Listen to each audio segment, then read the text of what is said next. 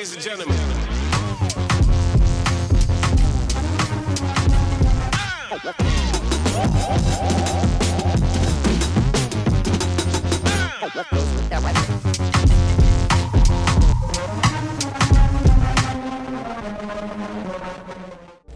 Welcome back to Pixel and Popcorn, the show where we revisit underrated, unforgettable, or just straight up fun movies from the past that deserve another look.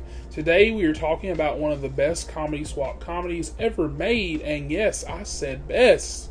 We're diving into Freaky Friday, and trust me, this one still hits like it's 2003.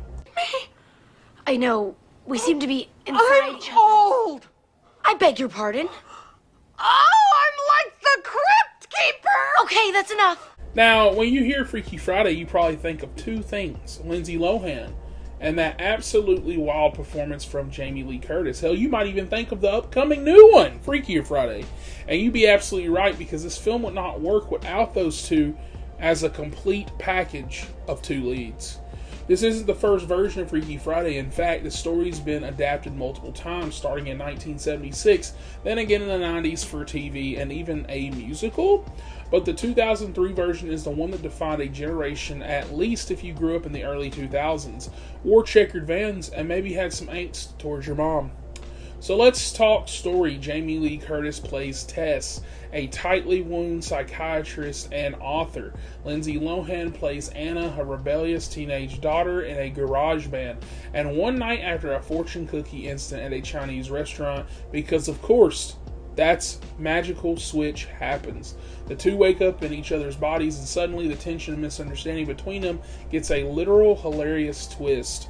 Now here's the thing, body swap comedies aren't rare, but what makes Freaky Friday work so well is that it never treats the concept like a one-note joke. The film uses the switch to explore real issues like grief, communication, generational divides, and the pressures that both mothers and daughters face. Jamie Lee Curtis is so good in this. I'm not even joking. The way she plays a teenager stuck in a 40-something mom's body is both chaotic and completely believable.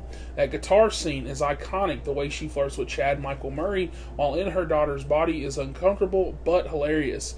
And don't get me started on how she handles the classroom in that one scene. Great boy.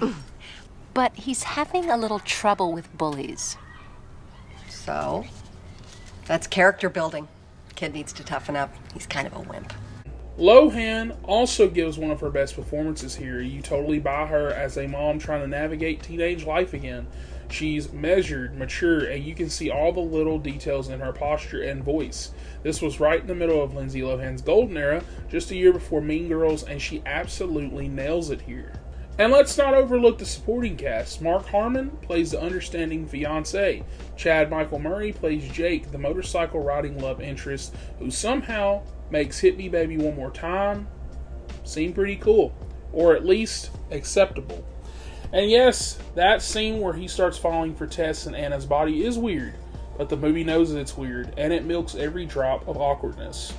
The soundtrack is pure 2000s gold, from Lohan's band singing to the American hi-fi music.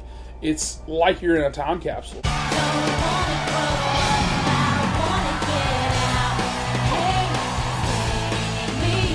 You could throw on the soundtrack at a nostalgic house party and the whole room would be singing. Now, is Freaky Friday perfect? No. But as a whole, the movie has a big heart, sharp comedy, and some genuinely emotional beats. By the end of the film, you feel that growth. Tess understands Anna's grief over her dad's death and her feeling of being misunderstood. Anna ends up learning how much pressure her mom carries just trying to keep everything together.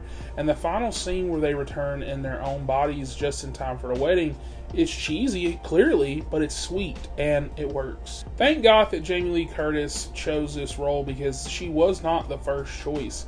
And her performance stands as one of the most fun, energetic, and unexpected deep roles in Curtis's entire career.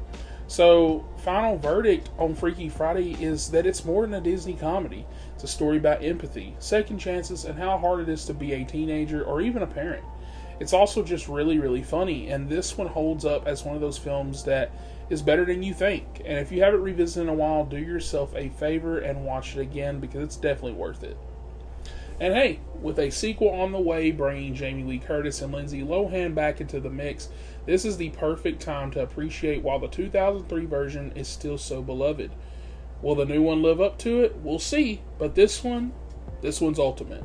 And that is it for this episode of Pixel and Popcorn. If you enjoyed this look back at Freaky Friday, be sure to like, comment, and subscribe for more nostalgic deep dives and underrated gems. And what should we cover next? Let me know in the comments down below. And with that, I will catch you guys on the next one. Why do I even bother telling you anything? Okay, who's up for Chinese?